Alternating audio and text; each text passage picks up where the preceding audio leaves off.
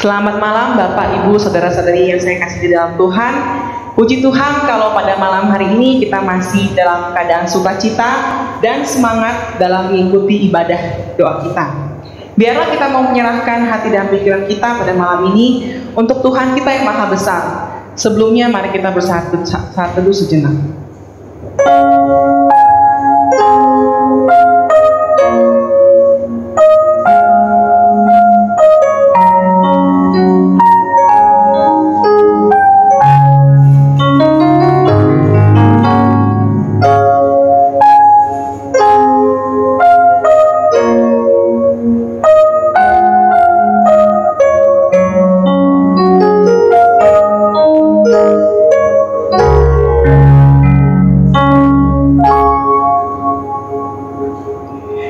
Bapa di dalam surga, puji syukur, kemuliaan bagi nama-Mu.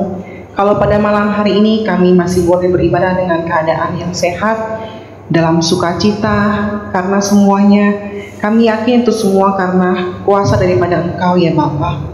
Walaupun saat ini keadaan kami mungkin dalam keadaan yang bersedih, dukacita ataupun sedang tidak sehat, tapi biarlah malam ini kami masih tetap memberikan rasa syukur dan hormat kami di dalam ibadah doa pada malam hari ini Bapa.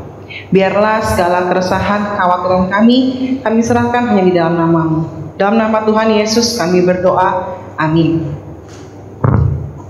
Mari kita beri kemuliaan dan hormat bagi Tuhan kita. Kau besar, Kau ajaib, ya Tuhan. Mari kita nyanyikan lagu ini dengan benar-benar mengangkat nama Tuhan kita.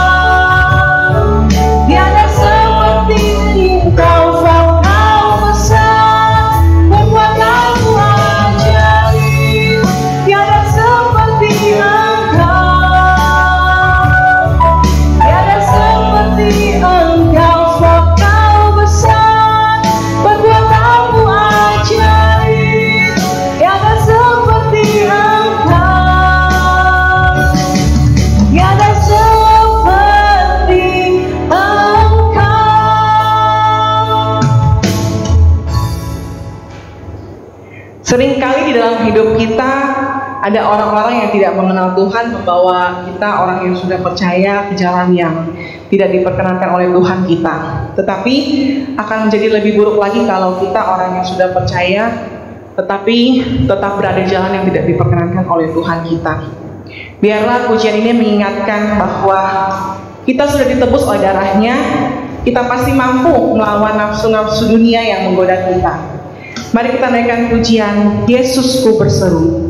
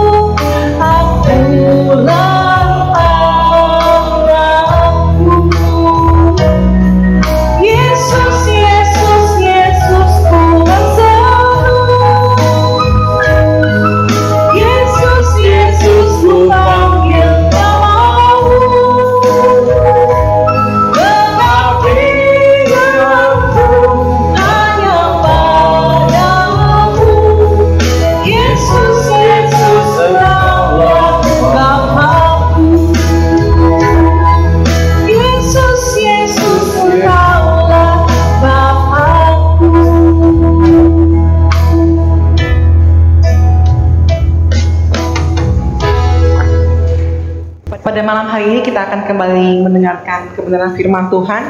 Sebelumnya mari kita siapkan hati kita dengan pujian Yesus perhatikan.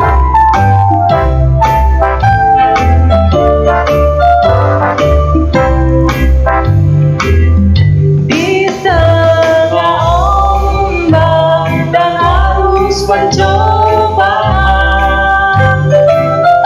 hampir terhilang tujuan arah hidupku, bagaikan kapal yang selalu diombang-ambingkan, seolah-olah mengatasinya tiada mampu. Yesus perhatikan kehidupan setiap orang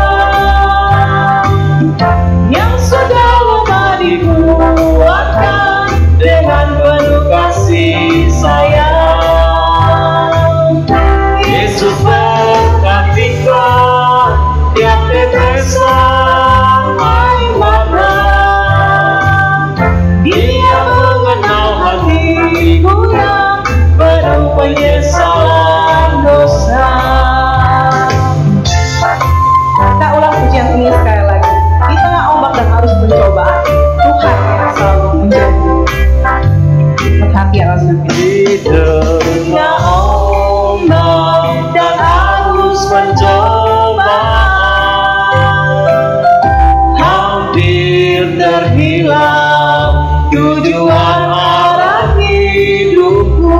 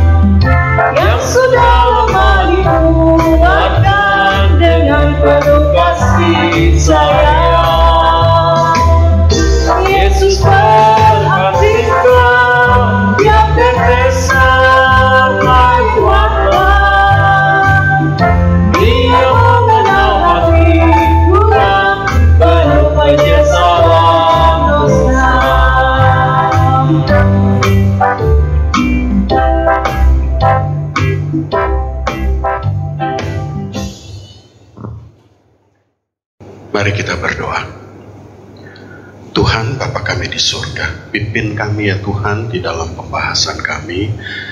Berikan kami hikmat supaya kami dapat mengerti firman-Mu, kami dapat mengerti bagaimana kehidupan kami sesungguhnya Engkau pelihara dan Engkau topang, sehingga kami tidak pernah kekurangan. Engkau selalu memberikan kecukupan kepada kami. Beri pengertian itu ya Tuhan. Terima kasih Tuhan, di dalam nama Yesus kami berdoa. Amin. Saudara, hal utama yang selalu memenuhi dan menguasai pikiran manusia adalah bagaimana dia mencukupi kebutuhan hidupnya. Secara tradisi, saudara, laki-laki itu adalah kepala keluarga, maka kebutuhan hidup keluarga menjadi beban tanggung jawabnya. Tetapi pada zaman modern ini, karena berbagai sebab dan alasan, tidak sedikit wanita yang tampil sebagai pencari nafkah yang mungkin lebih besar penghasilannya daripada suami, saudara. Tetapi sebetulnya apakah suami atau istri yang menjadi pencari nafkah utama?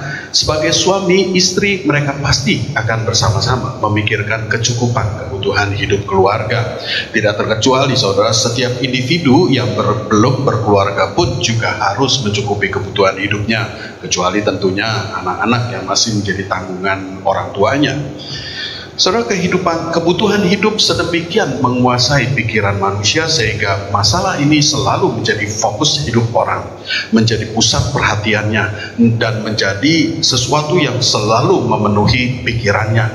Kebutuhan hidup bukan hanya berupa sembako, saudara, tetapi mencakup beberapa kebutuhan lainnya.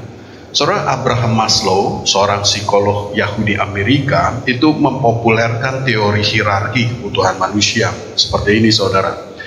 Dia membagi hierarki dalam 5 level, gitu ya, 5 tingkatan. Yang pertama, kebutuhan jasmani. Ini adalah kebutuhan hidup yang paling mendasar. Kebutuhan ini mencakup udara, air, dan makanan. Semua orang membutuhkannya untuk dapat hidup.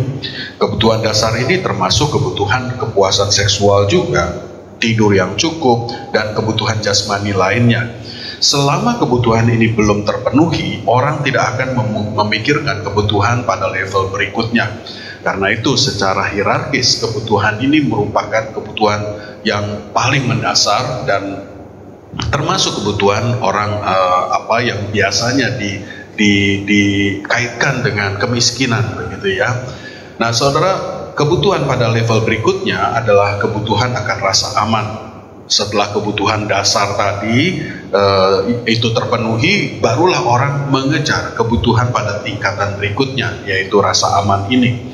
Rasa aman dari penyakit, aman dari ancaman bahaya, aman tentang kehidupan masa depannya, dan sebagainya. Ini juga mencakup keamanan akan sumber nafkahnya, serta akan sumber daya lainnya.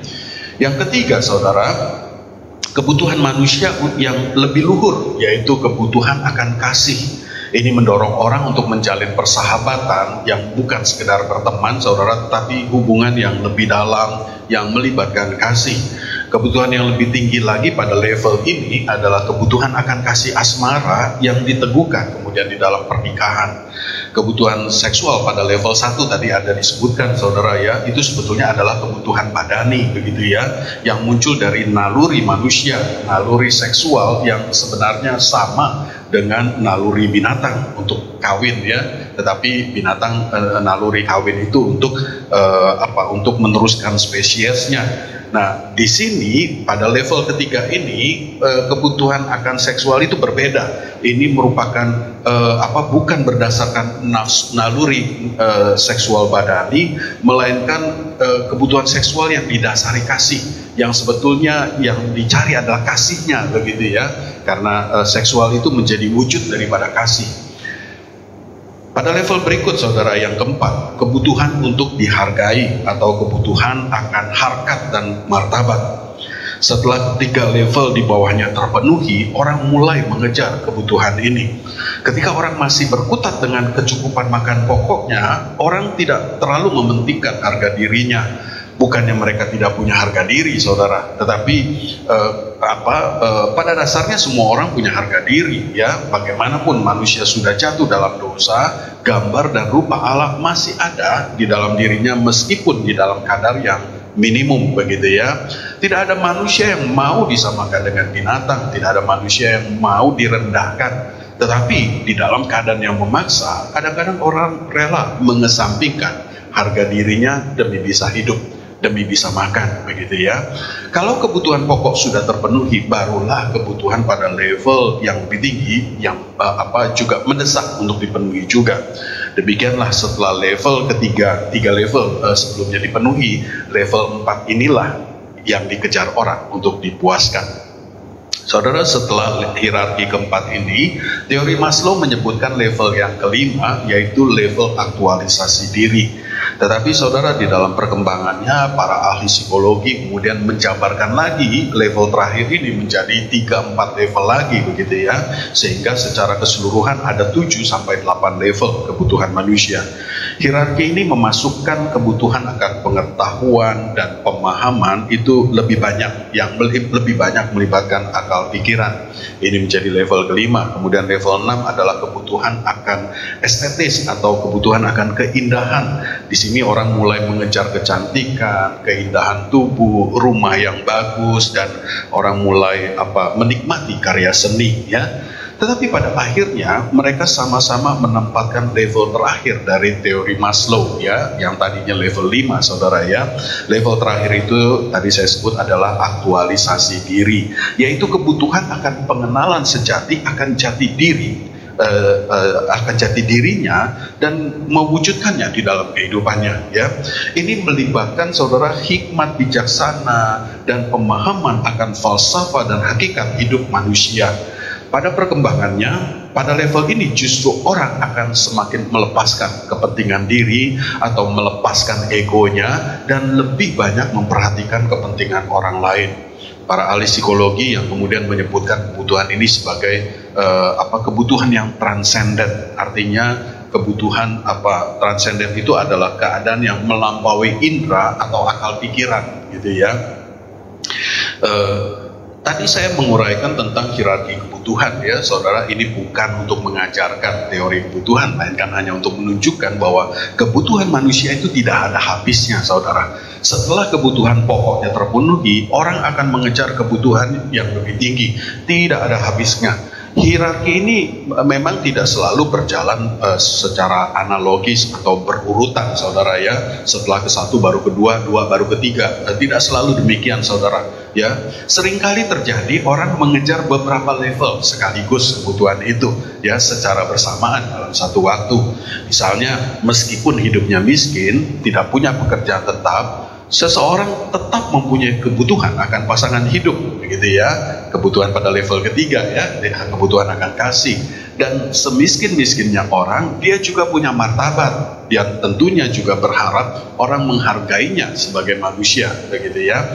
Nah saudara, maka sekali lagi uraian ini hanya untuk menjelaskan kepada kita bahwa semua orang dikuasai oleh kebutuhan hidup. Entah itu kebutuhan pada hierarki yang paling rendah atau pada level yang lebih tinggi. Saya juga perlu mengawali pembahasan saya hari ini dengan teori Maslow tadi, karena teori ini akan lebih memudahkan pengertian kita ya. Nah saudara, hierarki kebutuhan Maslow tadi menunjukkan kebutuhan yang selalu dikejar manusia. Kebutuhan itu harus dipenuhi, tidak dapat tidak. Kebutuhan yang paling mendasar sudah jelas saudara ya, itu mendesak gitu, karena tanpa udara untuk bernafas orang tidak bisa hidup, dan tanpa air dan makanan manusia juga akan mati ya. Udara jelas tersedia tanpa harus dibeli, tetapi makanan dan minuman harus diusahakan dan dibeli saudara. Kebutuhan di atas ini memang relatif, tidak mutlak. Namun, maksudnya pada level yang lebih tinggi saudara ya, itu relatif ya, tidak mutlak. Namun demikian juga tidak bisa diabaikan, karena ketiadaan akan rasa aman, ketiadaan kasih, dan ketiadaan martabat itu juga akan membuat manusia secara psikologis akan sangat menderita ya. Jadi secara keseluruhan kebutuhan itu sebetulnya mendesak dan harus dipenuhi. Kemendesakan itu yang menimbulkan kekhawatiran orang, apalagi kalau sumber daya untuk memenuhi kebutuhan itu tidak mendukung, tidak cukup ya. Orang yang tidak bekerja, misalnya mungkin karena PHK, seperti yang banyak terjadi sekarang ini, saudara, atau mungkin karena cacat tubuh, atau karena banyak hal lainnya, begitu ya, itu tentu saja akan dilanda kekhawatiran akan hidupnya, ya. Sumber dayanya tidak ada, saudara, penghasilannya tidak ada, saudara. Pada level manapun, kebutuhan tadi itu mendesak untuk dipenuhi, dan kemendesakan itu yang saya katakan tadi menimbulkan kekhawatiran. Apakah dia bisa memenuhi kebutuhan itu atau tidak? Dan ketika kekhawatiran memenuhi pikiran seseorang, orang akan merasa dirinya kekurangan. Ya, perhatikan saudara, urutan terjadinya. Orang punya kebutuhan, tetapi dia tidak yakin dia bisa memenuhi kebutuhannya. Itu membuatnya khawatir, dan kekhawatiran itu kemudian membuatnya merasa kekurangan, ya. Nah, masalahnya kebutuhan orang selalu meningkat ketika satu level sudah terpenuhi, begitu ya. Ketika orang tidak punya apa-apa untuk dimakan, jelas dia merasa kekurangan, saudara. Kalau dia bisa ketika tidak ada makanan, dia bisa mendapatkan nasi aking saja. Nasi aking itu nasi kering, ya, sisa makan orang atau sisa makan nasi yang kemudian dikeringkan, saudara, ya. Kalau dia bisa dapatkan nasi aking saja, itu suatu kemewahan bagi dia, begitu ya. Tapi kemudian kalau dia sudah meningkat, ya, sudah bisa beli sepiring nasi saja tidak cukup, saudara. Dia ingin kemudian juga makan dengan lauk pauk, begitu ya. Kalau ada sayuran itu sudah lebih baik. Tapi setelah dia cukup sayuran, dia mau lebih tinggi lagi, mau daging, begitu ya. Begitu terus, selalu meningkat, ya. Nah, saudara, maka orang selalu merasa kekurangan di dalam hidupnya, karena satu kebutuhan kemudian meningkat pada kebutuhan lain, meningkat lagi pada kebutuhan lain, sehingga dia selalu merasa kekurangan, ya. Nah, saudara, apakah dengan demikian merasa kekurangan itu sesuatu yang wajar? Apakah wajar kalau orang Kristen merasa kekurangan? Saudara, mari kita lihat salah satu bagian Alkitab yang paling terkenal, Mazmur 23. Mari kita baca ayat 1-3. Mazmur Daud. Tuhan adalah gembalaku, takkan kekurangan aku. Ia membaringkan aku di padang yang berumput hijau. Ia membimbing aku ke air yang tenang. Ia menyegarkan jiwaku. Ia menuntun aku di jalan yang benar oleh karena namanya. Tuhan adalah gembalaku, itu dikatakan Daud. Tuhan adalah gembala kita. Tuhan akan menopang, menjaga, memelihara, sehingga kita tidak akan kekurangan. Semua kebutuhan hidup kita akan dicukupi oleh gembala agung itu.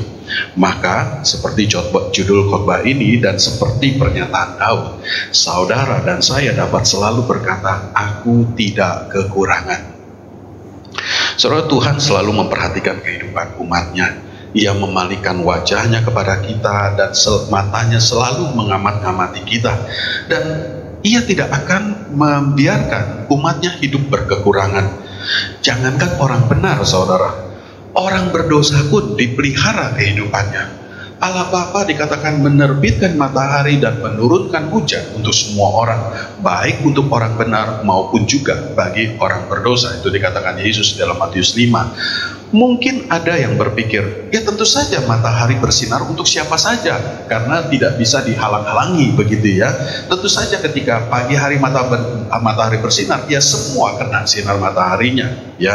Mungkin ada yang berpikir begitu ya. Tetapi kalau saudara berpikir seperti itu, maka saudara harus bertobat, karena itu berarti saudara tidak percaya kuasa Allah, dan itu berarti bahwa saudara tidak pernah membaca Alkitab. Saudara, saya ingatkan saudara beberapa kejadian. Salah satunya ketika Tuhan menurunkan 10 tulah kepada Firaun, karena Firaun tidak mau melepaskan orang Israel keluar dari Mesir. Saudara, tulah-tulah itu hanya mengenai orang Mesir dan tidak mengenai Israel. Tiga diantaranya dinyatakan dengan tegas di dalam Keluaran 8 ayat 21, kemudian 9 ayat 6 dan sampai 7, dan juga ayat 26, kemudian dalam pasal 12 ya, dikatakan bahwa tulah-tulah itu akan menyerang seluruh tanah Mesir, tetapi tidak akan terjadi di Goshen. Goshen itu wilayah kediaman orang Israel di Mesir. Saya bacakan Keluaran 11 ayat 7. Tetapi kepada siapa juga dari orang Israel, seekor anjing pun tidak akan berani menggonggong, baik kepada manusia maupun kepada binatang, supaya kamu mengetahui bahwa Tuhan membuat perbedaan antara orang Mesir dan orang Israel. Ya, nas-nas ini jelas menyatakan Allah bisa saja mengadakan pembedaan pemberian berkatnya antara orang benar dan orang dunia, karena ketika itu misalnya lalat pikat menyerang Israel, saudara ya, lalat itu binatang yang tidak tahu arah ya saudara ya, tidak bisa dia menyerang satu tempat tidak menyerang tempat di sebelahnya, begitu ya. Nah bayangkan, lalat pikat itu dikatakan menyerang seluruh tanah Israel, tapi Goshen yang ada di tanah Mesir, tetapi Goshen yang ada di wilayah Mesir itu tidak kena ya saudara. Itu artinya memang tangan Tuhan yang membuat pemisahan, pembedaan seperti itu. Maka saudara, bukan tidak mungkin bahwa Tuhan juga menahan sinar matahari ya, hanya diberikan kepada orang benar ya.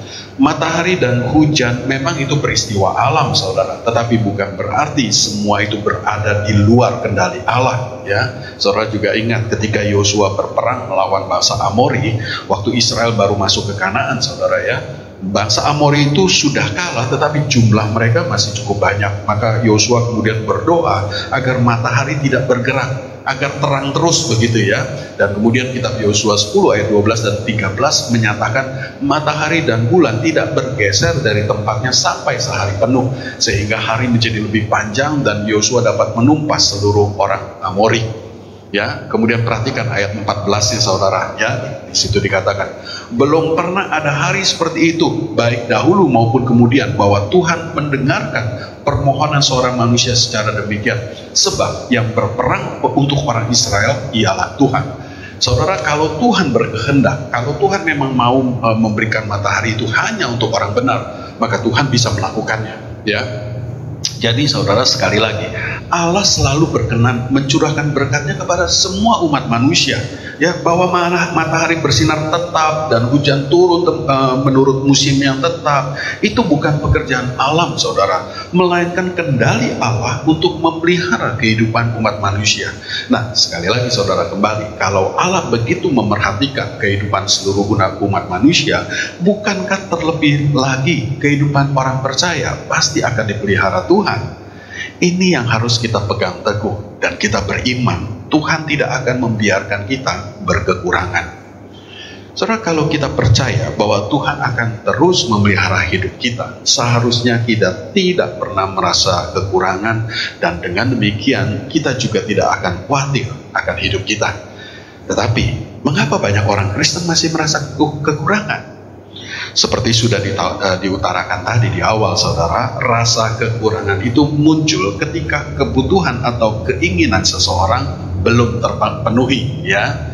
Nah, kebutuhan itu sendiri tidak buruk saudara, dan tidak jahat.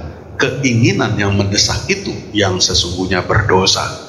Keinginan yang mendesak itu adalah sifat mementingkan diri sendiri. Sifat yang mendesak itu muncul karena egoisme yang parah, yang menjadi ciri daripada dosa. Orang Kristen harus dapat mengendalikan dirinya. Orang percaya yang sudah lahir baru seharusnya mewujudkan buah pertobatannya, yaitu buah roh, dan salah satu aspek dari buah roh adalah penguasaan diri, saudara. Ya, kita boleh punya keinginan, kebutuhan jelas tidak jahat ya. Keinginan boleh kita punya, tetapi keinginan itu tidak boleh untuk kepentingan diri sendiri, bukan untuk kepuasan diri, melainkan untuk kemuliaan Allah.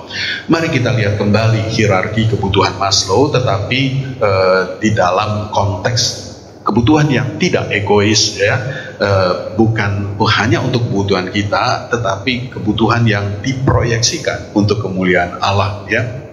Yang pertama, kebutuhan jasmani. Sudah jelas tadi dikatakan ini adalah kebutuhan pokok setiap orang ya, udah pasti kita semua membutuhkannya. Tetapi saudara, kalau kebutuhan itu diwarnai dengan keinginan makan enak, padahal secara ekonomi dia tidak mampu, lalu hatinya terus mendesak agar keinginan makan enak itu harus dipenuhi, maka keinginan itu adalah keinginan yang berdosa. Keinginan seperti ini biasanya tidak terbatas dan membuat orang tidak pernah puas dan akan selalu merasa kekurangan. Tuhan pasti akan mencukupkan kebutuhan orang, sudah kita bahas tadi. Biasanya kebutuhan manusia itu sebetulnya terbatas dan tidak berlebihan, saudara. Minggu kemarin saya sudah bahas ini ya. Orang percaya dapat menguasai keinginannya sebatas kebutuhannya yang mendasar, ya. Keinginan menjadi tidak berlebihan. Kita percaya pasti akan dicukupi Tuhan, maka orang percaya tidak akan merasa kekurangan akan kebutuhan jasmaninya, ya. Keinginan yang egois itu tidak pernah merasa cukup, biarpun Tuhan sudah memenuhinya, ya, tetapi akan muncul lagi keinginan yang lebih besar dan tidak ada habis-habisnya. Maka saudara, orang dunia akan selalu merasa kekurangan, ya. Matius 6 ayat 32 mengatakan demikian. Semua itu dicari bangsa-bangsa, semua itu yaitu kebutuhan-kebutuhan dasar tadi, ya. Semua itu dicari bangsa-bangsa yang tidak mengenal Allah. Akan tetapi Bapamu yang di sorga tahu bahwa kamu memerlukan semuanya itu. Saudara, semua kebutuhan pokok itu selalu menjadi perhatian atau fokus dari hidup orang dunia, ya. Karena itu mereka selalu merasa kekurangan. Tetapi kita, orang percaya, seharusnya tidak perlu memikirkan kebutuhan pokok itu. Serahkan kepada Tuhan, karena Tuhan pasti akan mencukupkannya. Dia gembala agung yang membuat kita tidak pernah merasa kekurangan. Arahkan saja pikiran kita kepada Tuhan. Fokus pada pikiran bagaimana supaya hidup kita selalu memuliakan Dia, bukan pada pikiran bagaimana memenuhi kebutuhan dasar kita, begitu ya. Ayat 6, Matius 6 ayat 33 kemudian mengatakan, tetapi carilah dahulu kerajaan Allah dan kebenarannya, maka semuanya itu akan ditambahkan kepadamu. Fokus pada kemuliaan Allah, fokus pada pengenalan akan Allah, hubungan kita dengan Allah, maka semua kebutuhan itu pasti akan dipenuhinya, ya. Yang kedua, saudara, kebutuhan akan rasa aman, ya. Saudara, orang percaya juga tidak perlu khawatir akan keamanannya, ya. Mazmur 23 ayat 4 saya bacakan nas kita, ya, ayat yang keempat. Sekalipun aku berjalan dalam lembah kegelapan, aku tidak takut bahaya, sebab Engkau besertaku. Gadamu dan tongkatmu itulah yang menghibur aku. Saudara, gada adalah senjata untuk menyingkirkan segala mara bahaya.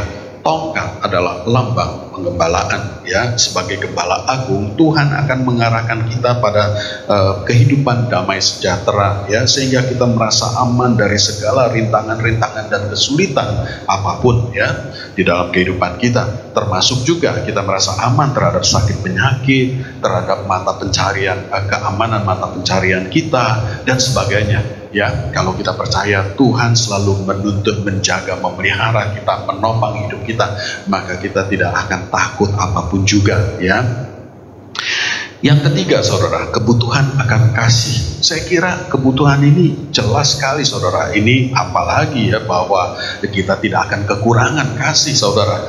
Di dalam Tuhan kita pasti akan kelimpahan dengan kasih. Tuhan sendiri adalah kasih. Orang percaya diselamatkan karena kasih-Nya, dan kita hidup di dalam kasih karunia-Nya yang berlimpah. Kasih itu juga memancar dari setiap orang percaya, ya. Maka di dalam komunitas orang percaya kita tidak akan kekurangan kasih. Kasih Tuhan juga membuat kehidupan asmara orang percaya lebih tulus dan lebih membahagiakan, saudara. Jadi kebutuhan akan kasih di dalam Tuhan jelas sekali, kita tidak akan kekurangan. Yang bagaimana yang keempat? Yang keempat, kebutuhan akan penghargaan. Ini juga akan terpenuhi di dalam komunitas orang percaya. Saudara, Alkitab selalu mengajarkan tentang kesetaraan umat manusia. Orang percaya harus menghargai dan menghormati setiap orang, bukan hanya kepada sesama kita, ya, tetapi juga kepada setiap orang. Karena semua manusia diciptakan dalam gambar dan rupa Allah, maka kita pasti akan selalu menghormati setiap orang. Maka di dalam komunitas orang percaya, harga diri, harkat kita, martabat kita pasti akan selalu terpenuhi, ya. Level yang terakhir, saudara, ya, kebutuhan akan pencapaian puncak. yang melampaui pencapaian jabatan tinggi, status sosial, atau apapun juga ya. Ini lebih dari sekedar kebutuhan yang masih bersifat jasmani pada level 1 sampai 4 ya. Dan level tertinggi ini adalah kebutuhan yang bersifat transenden, saudara ya. Kebutuhan untuk mengenali hakikat kemanusiaan, untuk mencari jati diri. Inilah orang pada zaman kuno itu bertapa, bermeditasi begitu ya, mengasingkan diri di goa-goa, di gunung begitu ya. Nah saudara, hanya sedikit manusia yang bisa memenuhi level ini sebetulnya. Tetapi saudara, bagi orang Kristen, pencarian jati diri bukan sesuatu yang sulit. Karena di dalam Tuhan kita dapat menemukan jati diri dan hakikat kemanusiaan kita yang sebenarnya. Saudara, Alkitab adalah penyataan Allah tentang dirinya. Sekaligus di dalam penyataan Allah itu juga ada penyataan tentang keberadaan manusia. Karena kebenaran mengenai manusia terletak pada hubungannya dengan Allah. Maka Alkitab bukan hanya menyatakan tentang Allah, tetapi juga menyatakan tentang hakikat keberadaan kita, saudara. Saudara, Paulus menulis di dalam 2 Korintus 10 ayat 5, kami mematahkan setiap siasat orang dan merubuhkan setiap kubu yang dibangun oleh keangkuhan manusia untuk menentang pengenalan akan Allah. Kami menawan segala pikiran dan menaklukkannya kepada Kristus. Saudara, orang dunia yang tidak mengenal Allah itu harus bersusah payah mencari hikmat untuk jati diri yang sejati, yang dapat memenuhi kebutuhan batinnya yang tertinggi, level kelima tadi, saudara.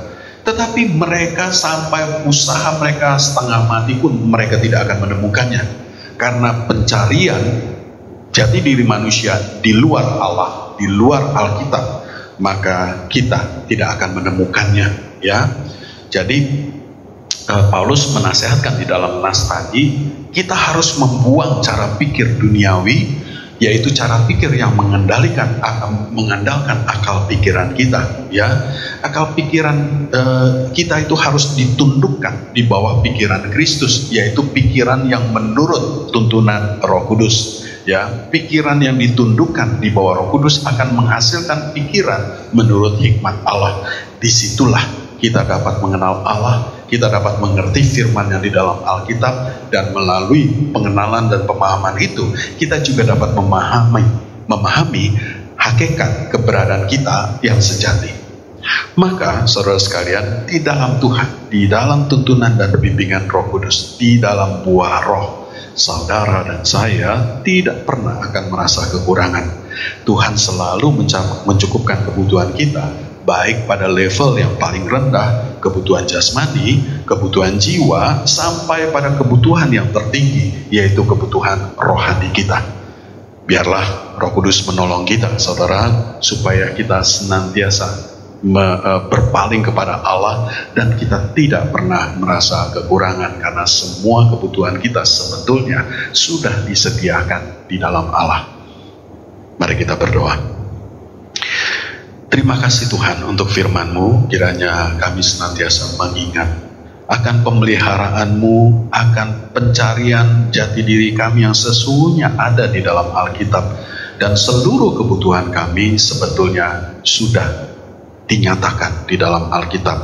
Kami hanya perlu menundukkan akal pikiran duniawi kami, dan kami mengarahkannya pada pikiran Kristus. Terima kasih Tuhan, kami berdoa di dalam nama Yesus. Amin. Kembali kita akan menyerukan doa-doa syafaat kita. Sebelumnya mari kita siapkan hati kita dengan pujian, ku tahu Tuhan pasti buka jalan. Kita mau yakin Tuhan yang akan selalu membuka jalan bagi setiap doa kita. Tuhan pasti buka jalan.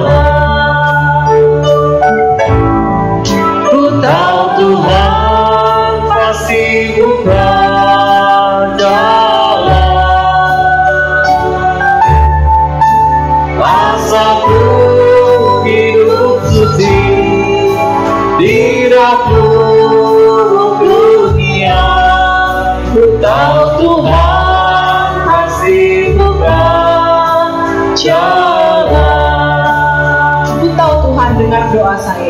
tahu Tuhan dengar doa saya.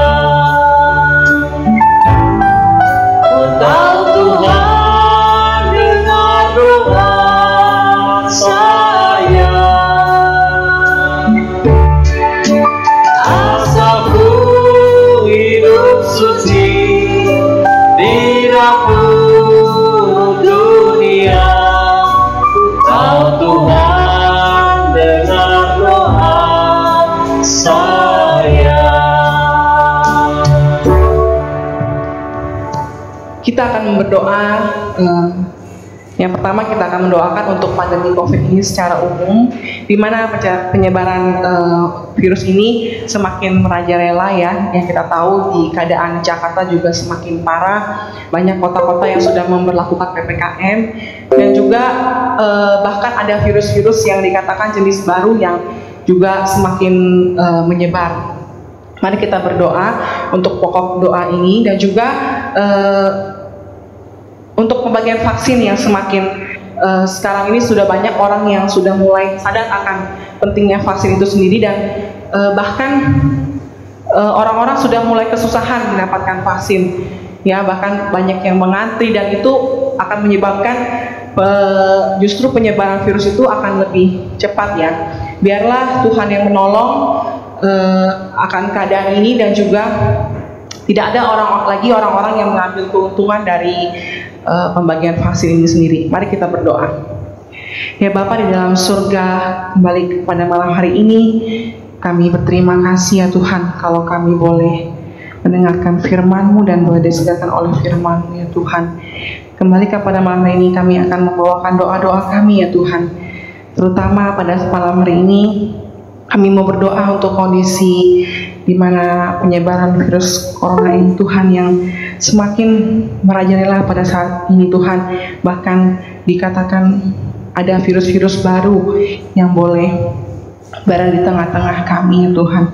Tuhan biarlah lewat keadaan ini Kau boleh selalu menguatkan kami, Kau boleh selalu mengingatkan kami, terutama orang-orang yang sudah percaya kepadamu, agar selalu mengikuti protokol yang ada, dan juga boleh selalu ingat agar tidak merasa terlalu bebas di tengah-tengah masyarakat ya Tuhan.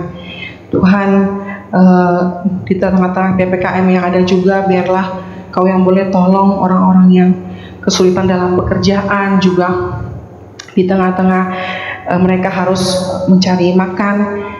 Biarlah Kau yang menolong mereka semua Tuhan, terutama di keadaan daerah-daerah yang terjadi penyebaran yang parah Tuhan.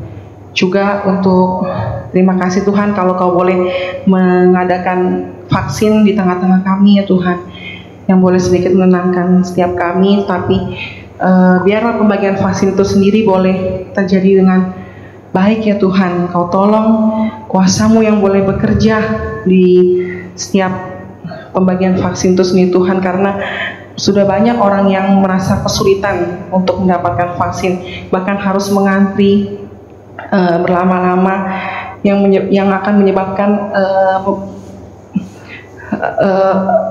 menyebabkan virus itu justru akan terkena bagi orang-orang yang berdekatan Tuhan. Biarlah pembagian vaksin ini boleh berjalan dengan lancar, kuasa-Mu yang boleh terjadi di tengah-tengah kami ya Tuhan. Dalam nama Tuhan Yesus kami berdoa, amin. Yang kedua, mari kita berdoa untuk kegiatan sekolah yang sudah akan segera mulai. Biarkan Tuhan yang berikan hikmat kepada kebijakan-kebijakan di sekolah-sekolah dan juga guru-guru untuk melakukan mana yang terbaik untuk setiap anak-anak dalam bersekolah di tengah-tengah kondisi pandemi ini ya. Karena kita seperti yang kita tahu, banyak juga anak-anak yang telah menjadi korban karena kondisi pandemi ini. Agar nanti justru juga dengan adanya kegiatan sekolah ini, penyebaran tidak semakin menjadi-jadi. Mari kita berdoa. Ya Tuhan, sebentar lagi anak-anak kami juga akan memulai tahun ajaran yang baru ya Tuhan. Banyak sekolah-sekolah yang sudah memulai kegiatan sekolahnya secara onsite ya Tuhan, tapi banyak juga sekolah-sekolah yang masih bingung akan mengadakan sekolah secara onsite ataupun online. Biarkanlah Engkau yang terus memberikan kebijaksanaan dan juga hikmat bagi para guru-guru dan juga kebijakan sekolah, agar mereka bisa menentukan mana yang terbaik bagi anak-anak kami ya Tuhan. Biarlah Kau yang selalu melindungi anak-anak kami juga di tengah-tengah masyarakat saat ini Tuhan, terutama di kondisi pandemi seperti ini. Dalam nama Tuhan Yesus kami berdoa, amin. Sebelum kita naikkan doa syafaat kita yang ketiga, mari kita naikkan pujian ini sekali lagi. Ku tahu Tuhan pasti buka jalan.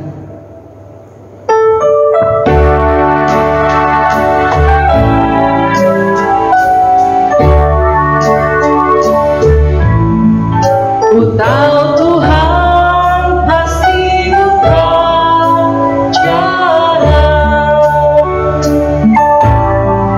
Ku tahu Tuhan pasti buka jalan. Asal ku hidup suci, tidak turut dunia. Ku tahu Tuhan pasti buka jalan. Ku tahu Tuhan pasti dengan sayang. Ku tahu Tuhan dengan doa sayang. Asal ku hidup suci, tidak turut dunia. Ku tahu Tuhan dengan doa sayang. Yang ketiga, kita akan berdoa juga untuk kebijakan pemerintah dan juga jajaran kabinetnya yang bertugas di bidang-bidang, terutama di kondisi pandemi seperti ini, yang mengatur segalanya untuk negeri Indonesia, agar mereka boleh terus mengambil kebijakan yang tidak menguntungkan pihak tertentu ya, tetapi juga seluruh masyarakat boleh merasa adil sehingga tidak ada keributan atau kesulitan ekonomi yang semakin menjadi di tengah kondisi pandemi seperti ini. Juga mari kita berdoa untuk orang-orang yang terus menjadi pahlawan di bidang kedokteran terutama ya, yang mereka saat ini pastinya merasa kewalahan menangani kondisi pandemi ini. Mari kita berdoa. Ya Tuhan, terima kasih kalau kami masih boleh menaikkan doa-doa syafaat kami ya Tuhan. Pada malam hari ini kami mau berdoa untuk khususnya untuk negeri Indonesia kami yang tercinta Tuhan, di mana tempat kami tinggal, di mana tempat kami dibesarkan ya Tuhan. Tuhan, biarlah Kau yang terus menuntun para orang-orang yang bergerak di bidang pemerintah dan juga jajaran kabinetnya ya Tuhan, agar di tengah kondisi pandemi seperti ini mereka boleh selalu kuat, mereka selalu mengambil jalan yang lurus ya Tuhan, dan juga tidak memberikan keuntungan bagi pihak-pihak sebagian pihak saja Tuhan, tapi mereka boleh memberikan kebijaksanaan dan juga memberikan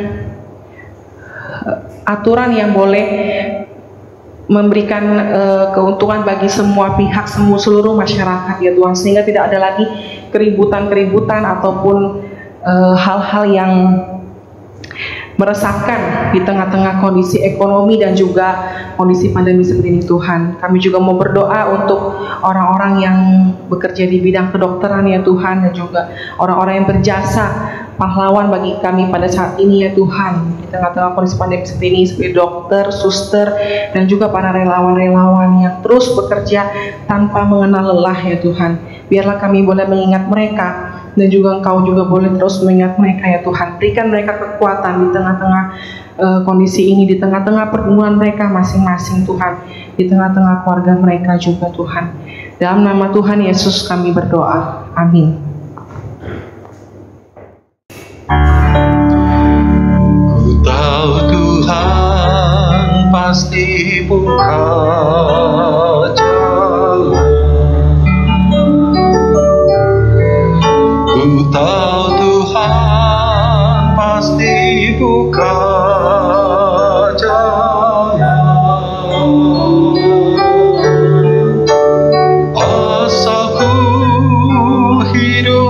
suci, tidak turut dunia. Ku tahu Tuhan pasti buka jalan. Terpujilah Tuhan gunung batuku, yang menjadi tempat perlindunganku dan kubu pertahananku, kota bentengku dan penyelamatku, perisaiku dan tempat aku berlindung. Mazmur 144. Mari saudara kita datang kepada Tuhan. Kita bawa segala doa kita, permohonan kita. Mari masing-masing pribadi berdoa.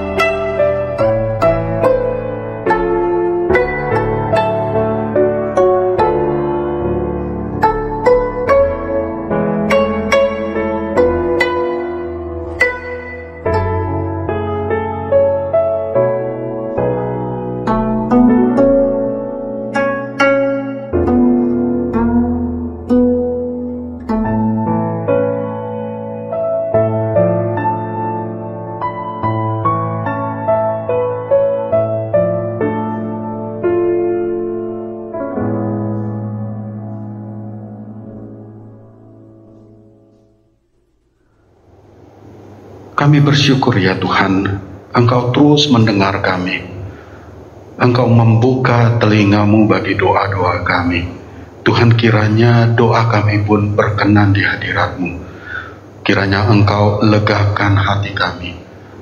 Engkau senangkan kami, tenangkan jiwa kami. Terima kasih Tuhan. Kami berdoa di dalam nama Yesus. Saudara sekalian, mari kita menerima berkat Tuhan.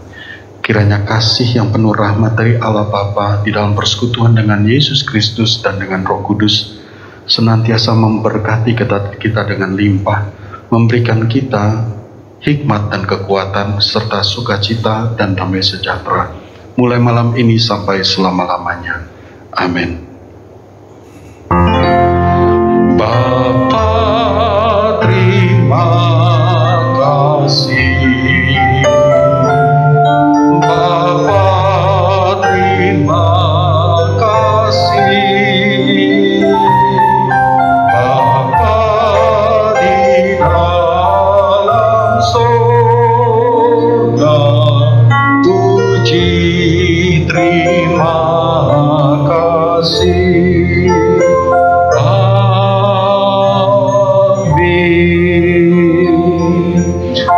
Silakan saat teduh, saudara sekalian, kebaktian doa kita selesai. Tuhan memberkati.